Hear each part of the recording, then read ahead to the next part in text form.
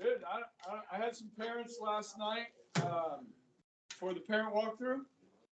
I think out of about 114 students, I had probably 15, 16 sets of parents, or at least one parent.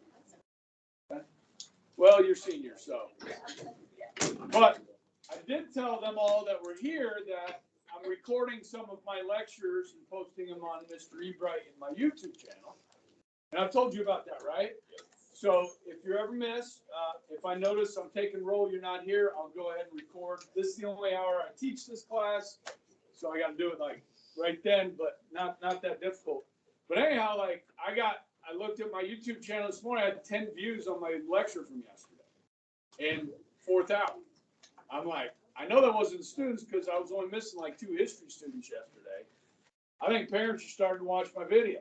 All right, I'm like, all right, like and subscribe. Let's go. All right. Yeah.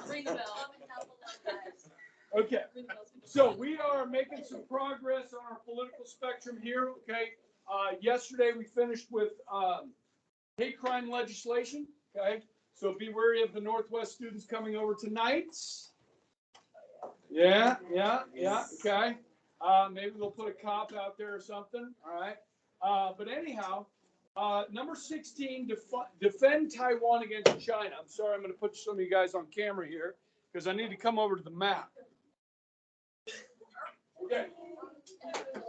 So guys, so as we'll learn in history next semester, okay, during World War II, Japan is going to take over. They already control the Korean Peninsula. They're going to take over large parts of China. They're going to take this peninsula here, French Indochina.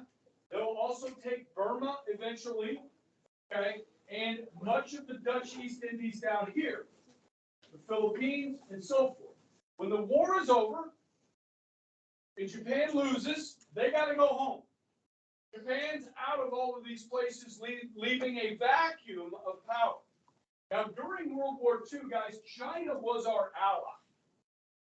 Okay, now, China didn't send troops to Europe to fight. They were trying to defend themselves against Japan, and we were enemies with Japan, so we were helping China. The dictator of China was a guy named Chiang Kai-shek. Everybody say that. Chiang Kai-shek.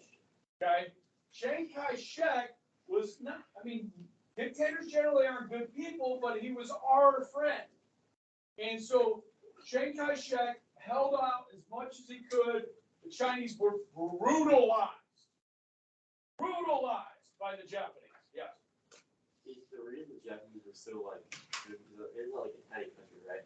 Was it just like a big turnaround? Like they industrialized, they militarized, and they worshipped the emperor. The emperor is a son of an ancestor of the sun god. Okay, land of the rising sun. They worship the emperor. Okay, so to die in the service of the emperor is honorable. You understand? So we're talking about really a brainwashed society that is militarized. Okay, and I will get into all the weeds on that in the history class. But when the war's over, the communist named Mao Zedong, or Mao Zedong or Mao Zedong, however you want to say it, laid in wait for the war to end. And the communists created a revolution against Chiang Kai-shek under Mao's leadership. Mao will defeat Chiang Kai-shek. The communists will take over China in 1948. It was 3 years after the war. Okay? Chiang Kai-shek is going to flee with what's left of his army to this island, formerly known as Formosa. Today we call Taiwan. It's this island right here. Okay, it's several miles. I think it's about 30 miles off the coast of China. Chiang Kai-shek fled to Taiwan. Now, Taiwan, people there speak Chinese. They speak Mandarin. They have the same history, the same culture as China. But Chiang says we're going to be independent from China. And his wife, actually, Madam Cheng, will take over for him when he dies, and she will democratize Taiwan. They will have elections, and now Taiwan is a friend of the United States. Now, most of the world doesn't recognize Taiwan as independent. We do, kind of. This is a really sticky situation. Now, Taiwan is democratic to this day. They are free. They have a thriving economy, a thriving society. But China wants it back. Now, since the 1950s, guys, we have sworn basically to defend Taiwan against China. Like we swore to defend Japan and South Korea and the Philippines and Australia, who are our allies in the Far East. Okay, so let me just give you some updates in history here. China has become a military power. They have the largest navy in the world. I know that surprised me when I heard that, so I looked it up. Now, they have a lot of smaller boats in their navy, so they just have a lot that are small, okay? We have 11 aircraft carriers.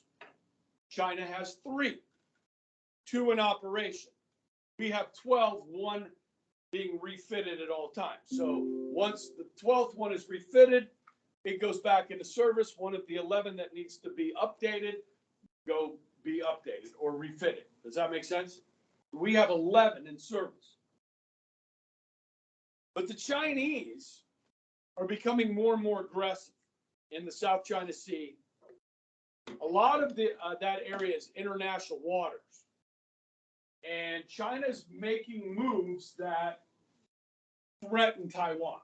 They will launch missiles off the coast of Taiwan. They will violate their airspace with their fighter aircraft and bombers. They're testing the waters. Now, in the 90s, Bill Clinton, when the Chinese were doing military exercises and lofting missiles off the coast of Taiwan, Bill Clinton sent the 7th Fleet with an aircraft carrier between the Strait of Taiwan, between Taiwan and China, to remind China,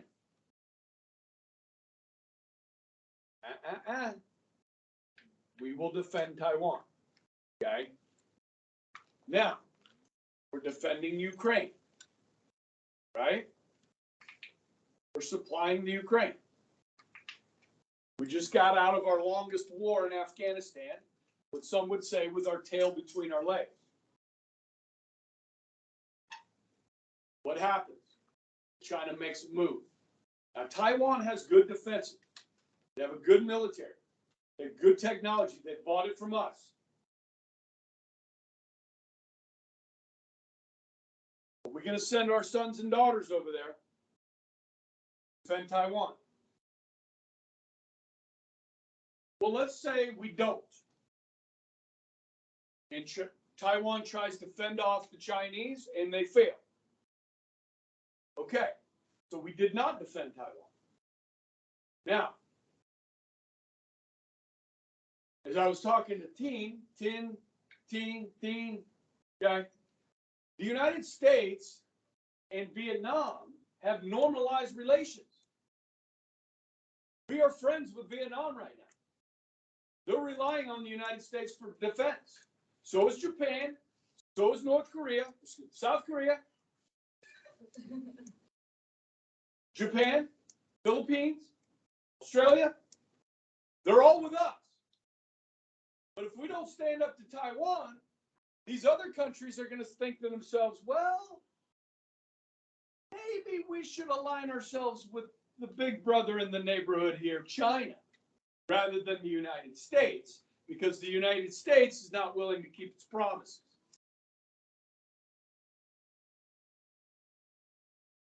Now, the Taiwanese do not flaunt their independence. They do not try to antagonize China. Like, nah, we're independent. They don't do that. Okay? They're not trying to provoke China. We're not trying to About China. Okay? But if we show weakness, what are we going to do? Yeah. We may lose some allies. Now, if we go to war, you know what we're going to lose? We're going to lose Americans.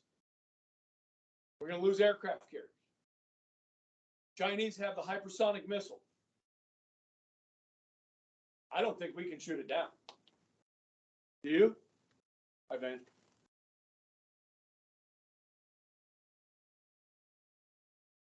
Six hours.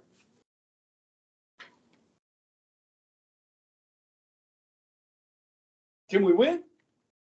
Now, guys, we're not going to fight this war on Chinese soil. That would be stupid. It's going to be a naval battle and an air battle. Okay? We're going to lose a lot of people. We're going to lose a lot of ships. So are the Chinese. Military folk really debate this. You can look up YouTube. China, U.S. versus China. Taiwan. Look it up, man. They got scenarios. All the scenarios. Okay? Americans are going to die. So you got to decide. There it is. Like, give you the history. You're going to defend Taiwan and that democracy in the Far East. You let Chinese take it. You decide. Okay? How many of you guys know who Tucker Carlson is? How many of you guys are on X or Twitter? Okay. So Tucker Carlson got fired from Fox News. Okay? So he went on Twitter. He had the #1 cable television show in America, and they fired him. So now he does interviews on X. So the night of the Republican debate, he interviewed Donald Trump.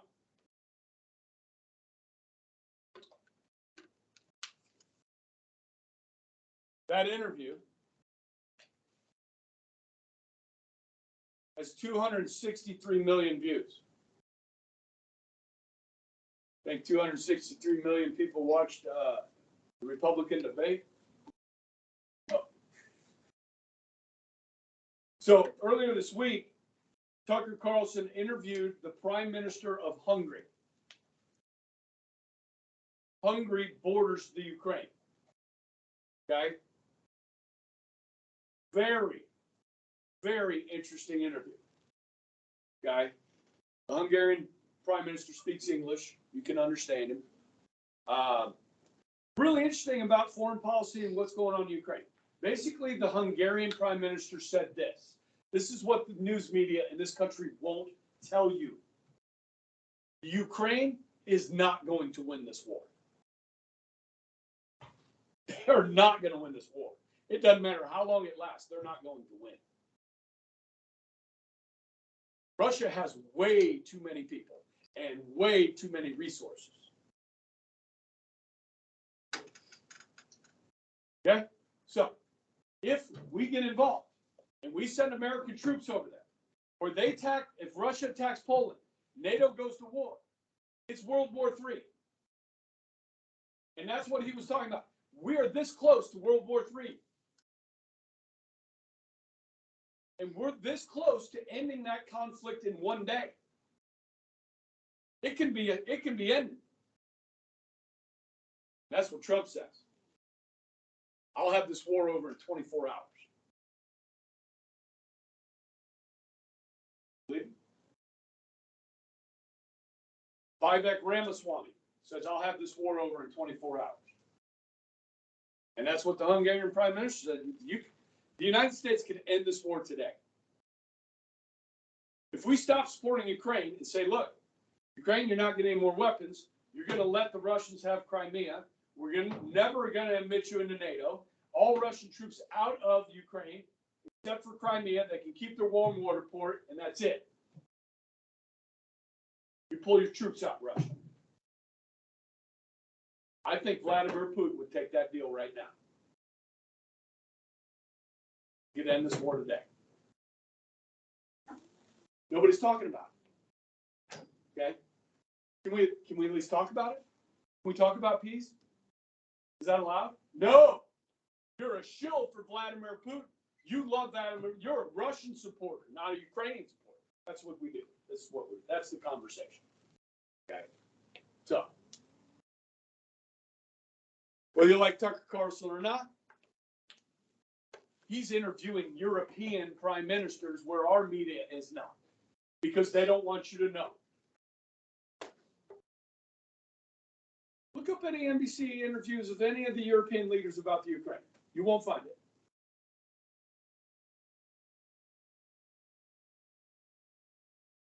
Sorry, I got off track there a little bit. But guys, this is valuable information. Okay, so all right, you decide on Taiwan. Okay, number 17. Against U.S. troops being placed under UN command. I'm going to try and go fast on this. This is not a huge deal, but it is a deal. It's a worldview thing. Okay, back in the 1990s, there was a war in Europe. That's right. War in Europe in the 1990s. Okay, mid-90s, down here in a place called Kosovo, which is at the tip of Serbia. Now, guys, when Yugoslavia broke up and they drew a bunch of new lines down here in Europe, they created new minorities and new majorities. And in Serbia, the majority of the population, okay, is Christian. The minority population is Muslim. And in the mid-90s, the leader of Serbia, a guy named Slobodan Milosevic, decided they didn't want the Muslims in their country anymore. So they started committing what's called ethnic cleansing, or what some people would call genocide. How do you do this? You separate the men and the women.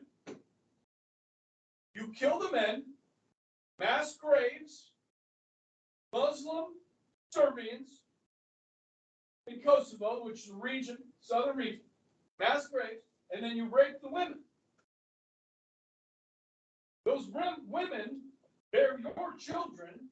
You're cleansing that ethnicity from your country. Following. So that was going on.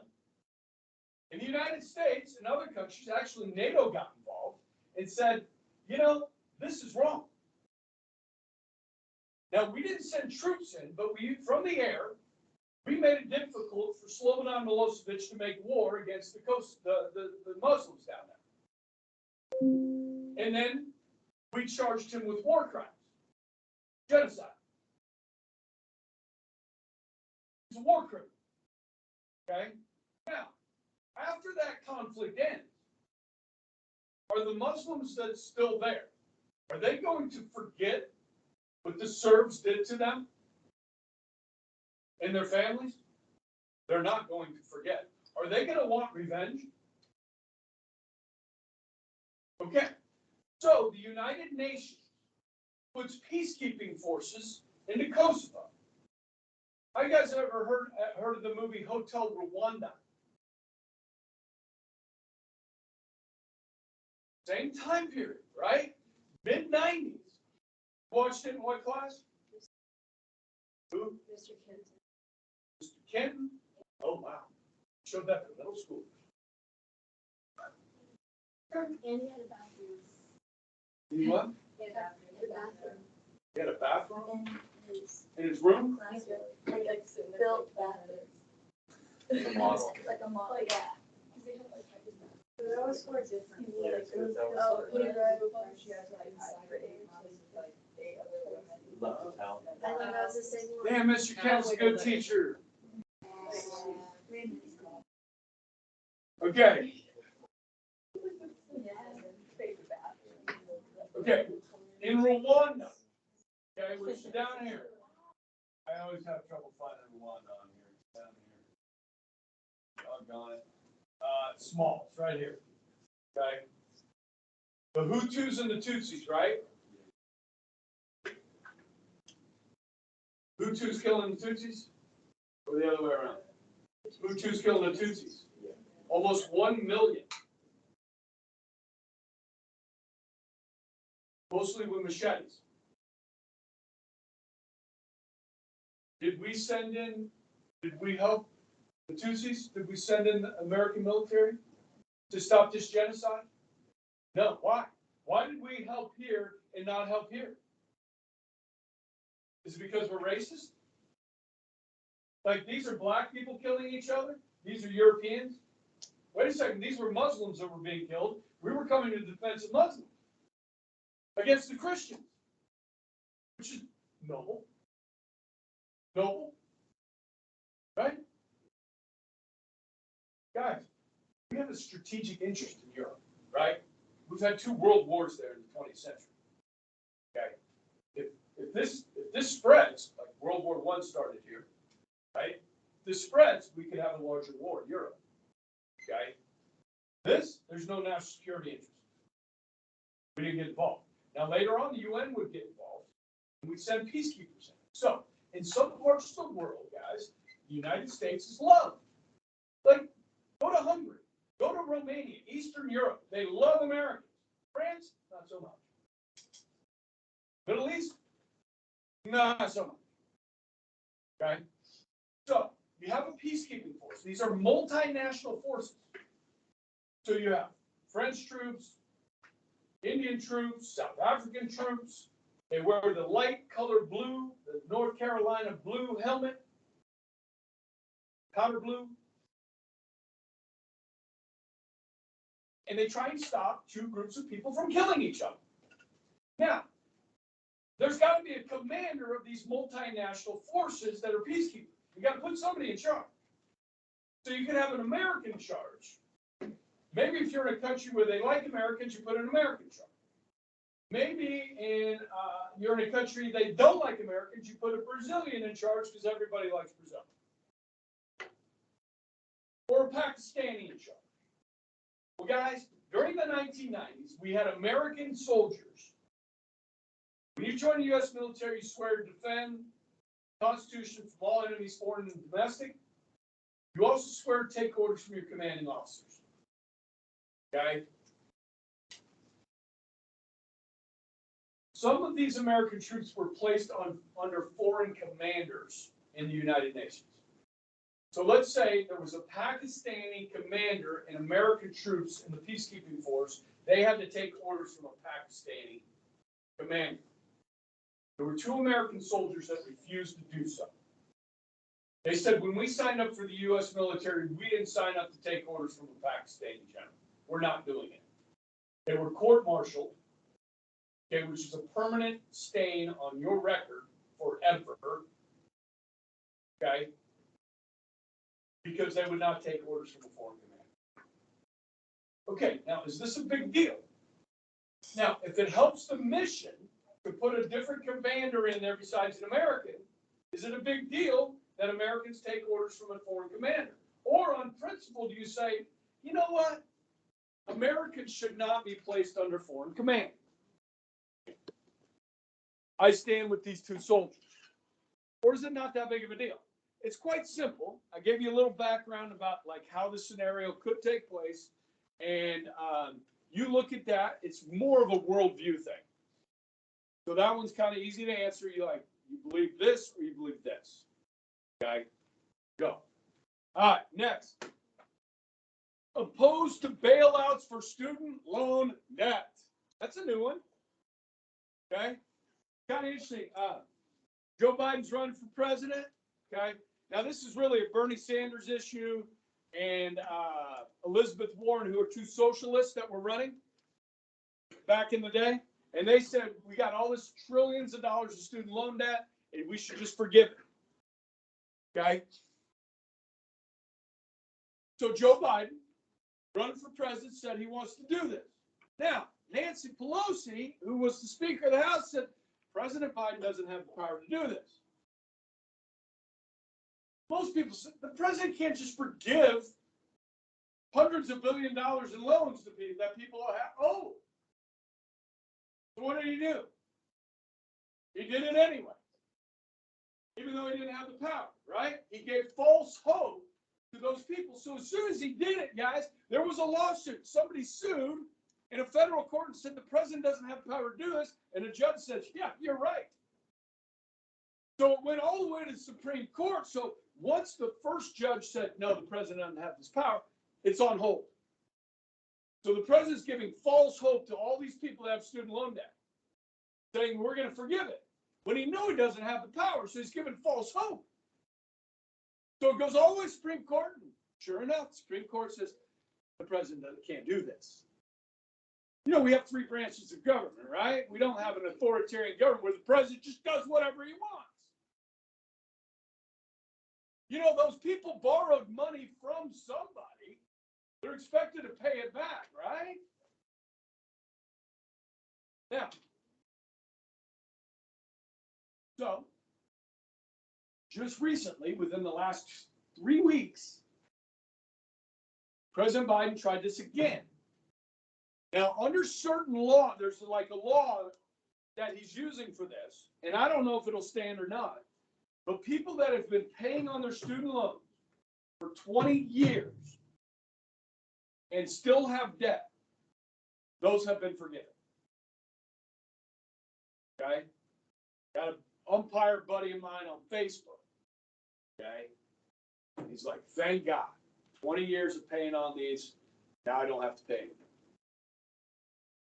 Okay? Okay. I had student loans. I had a lot of student loans. Now, my first 3 years of junior college, because I went to junior college for 3 years, that was pretty cheap back in the day in the 80s, you know, about $1,000 a year. Okay? And so I didn't get loans for that. My parents helped me out with that. And I wasn't really on a scholarship because I wasn't that good. And so, but then I got good. I got a scholarship to a 4-year school in Georgia. Okay, but it didn't cover everything. I didn't get a full ride because it's baseball. It's not football. You don't get full rides in baseball. You don't have enough scholarships. So anyhow, I got student loans because it was like $5,600 a year. Okay, I got student loans, and I had to pay those back. And then when I went back to school here in Kansas at Wichita State, I moved here, and they said you got to pay out-of-state tuition. I'm like, damn, that's expensive. So I got student loans.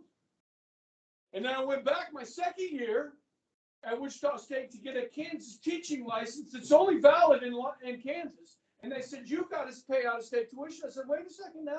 I've been living here a year, and I'm working, I'm paying taxes, and I'm getting a teaching license from Kansas that's only good in Kansas. You think I'm going to leave? Why would I come to Wichita State to get a teaching license? Is it because Wichita State has a great education program? No, because they don't.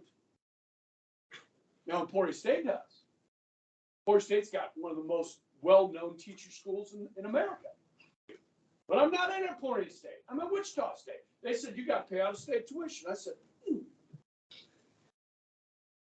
know what? I read between the lines, baby. I'm going to Newman. And I finished my degree at Newman. I'd pay a little bit more than out-of-state at Newman, but I could finish the semester early. So I gave them the finger. I left. What am I talking about? Student loans. So I had to get more student loans. And it took me about 10 years to pay those off. Now, it was interesting. Every time I had to take classes to relicense to become a teacher, as soon as I enrolled in a college class, I got a letter from whoever I borrowed the money from saying, you do not have to pay on this loan while you're taking classes. Okay, so that's the case for everybody. Like if you owe money on your bachelor's degree and you start on your master's, you don't have to pay while you're in school. Does that make sense? So it took me about 10 years. Yeah. So are they going to do anything to make college cheaper for like us, or are they just? You want to go down that wormhole, that rabbit hole about why college is so expensive? You're shaking your head. You don't want to know? No, that's You're mad? no, Talk. no, Say your words. no. I mean, I kind of would like to know. You guys want to know why college is so expensive? Yes. Are the professors getting rich? Guys, it's not the professors, so don't blame the professors. Okay? They're not getting rich. I'm actually a professor. We talked about this yesterday. I get $20 a head. Oh.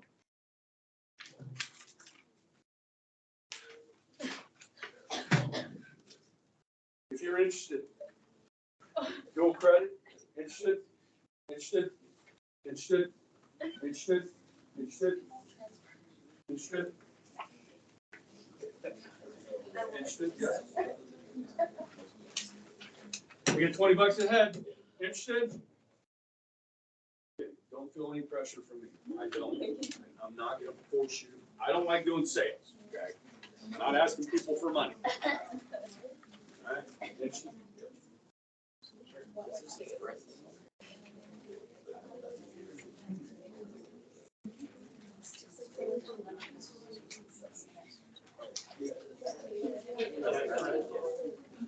I think they're the friends with me. Quakers. Okay. Okay. 15th, September 15th, guys. Okay. Only sign up for government. Okay. On the back, it shows you what to sign up as. You got to apply, get accepted. That's easy, and then enroll. Got till 15th. Okay. Have any questions? Contact them, not me, because I don't know what's going on. Okay. So, listen. K-State. Hey, talking about college tuition. K-State. Bill Schneider Family Stadium. Seen all the expansions there? The expansions? They got this new thing for volleyball now there. This big old building for volleyball, big old building for baseball. They got the new soccer stadium for the women, like sports facilities. Yes?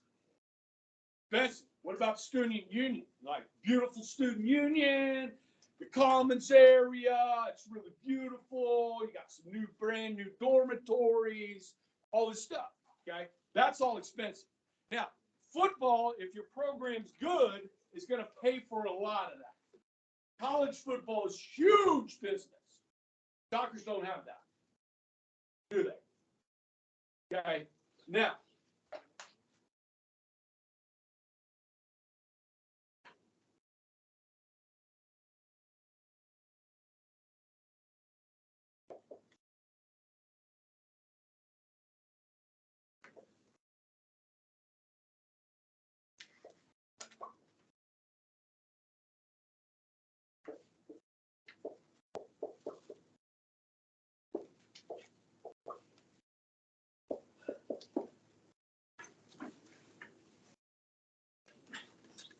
most of your major universities have these majors, okay? So with each major that you have,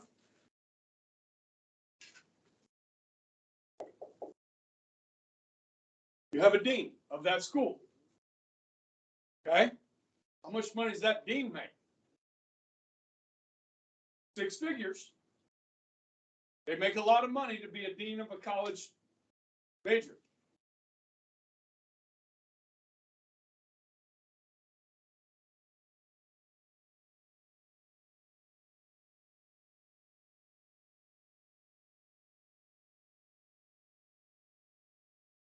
Associate deans, okay?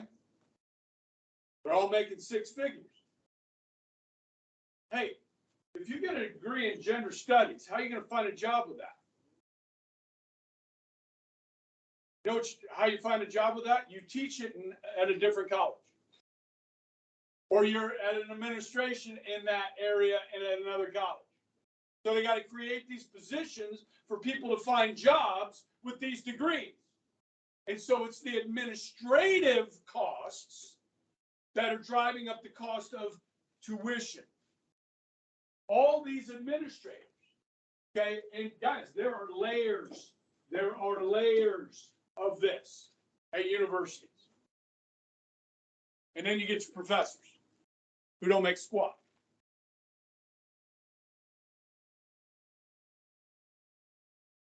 research institutions, colleges that do research, professors are hired to teach, but then they have to go and do research. That research is expensive. So the federal government will send grants to different schools for different types of research, but they also get money from your tuition costs to do research. While they're not teaching a class, they're off doing research, which means you need to hire another teacher to teach while this professor's off doing research.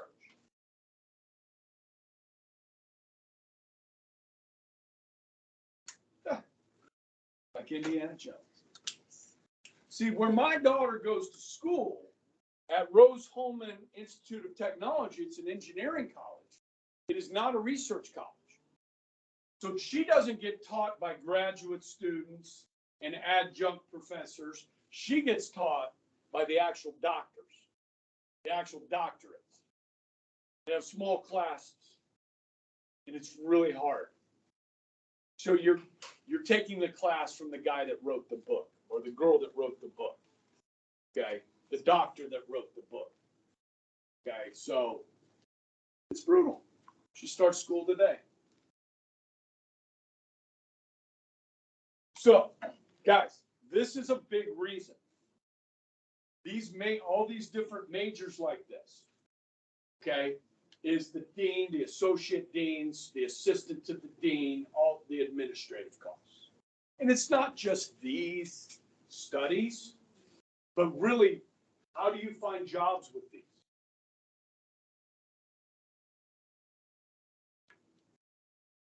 And then you get a bunch of student loans to get a degree in this or a master's in this.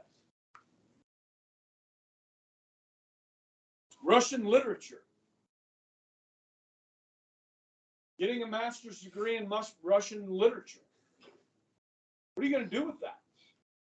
The only thing you can do with it is teach.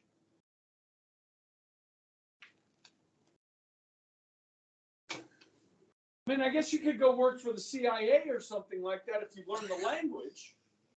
No, seriously, like, if you studied the language, the history, the culture, stuff like that. I don't know.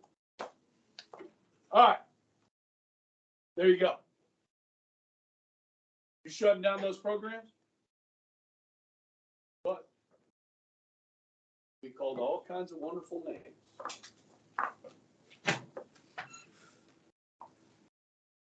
Am I wrong? Okay. Moving on. So, do you think the government should bail out student loans?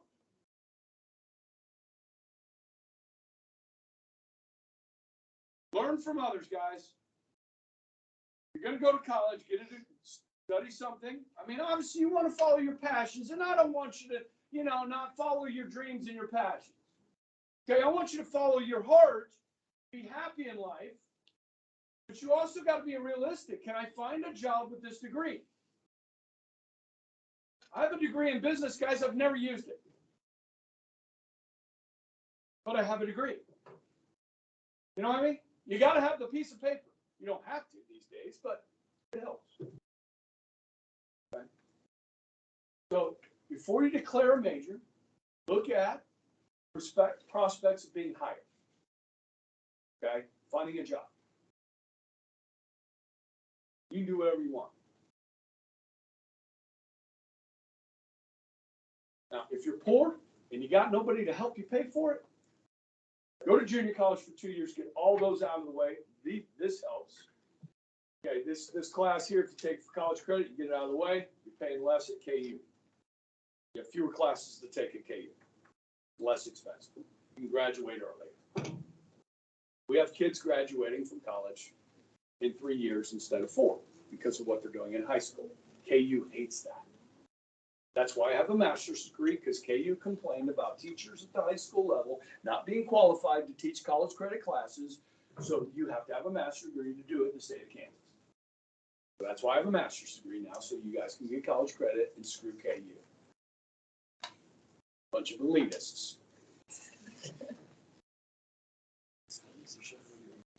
I'll go up against any of their freaking history professors. I do my best. Okay. All right.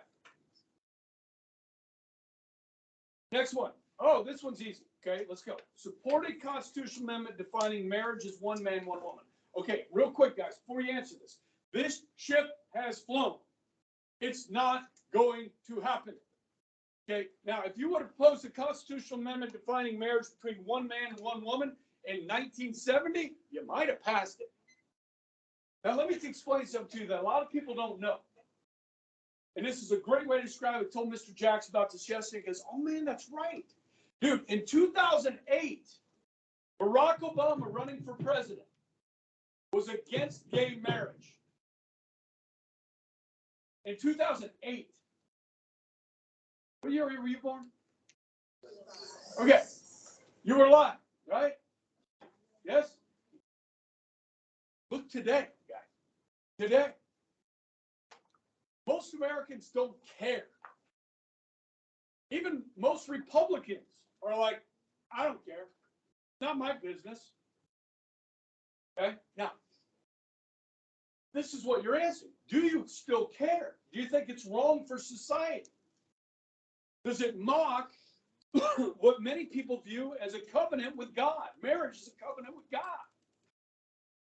Does it mock that? Is it bad for society? Dang it. Guys, there's benefits to being married, like paying less in taxes, right? Visiting a loved one in the ICU. Okay, so let's say you have a gay couple, okay? They're best friends, they're partners. One goes into the ICU and they say only family members can come, and you're not allowed to get married. You're not even, the most important person in that person's life can't even go into the hospital to see him. So you see, there's reasons why gay couples would want marriage that are not just like, I just want to be called that we're married. Okay, that have actual practical reasons. Okay, but on a standard, guys, do you think it's right? Would you support a constitutional amendment saying, you know what, marriage should just be between one man and one woman? Okay. Now, your generation thinks a lot differently on this than your parents and your grandparents' generation. But I wouldn't be surprised if your parents and your grandparents have changed their tune on this as well. Where do you stand?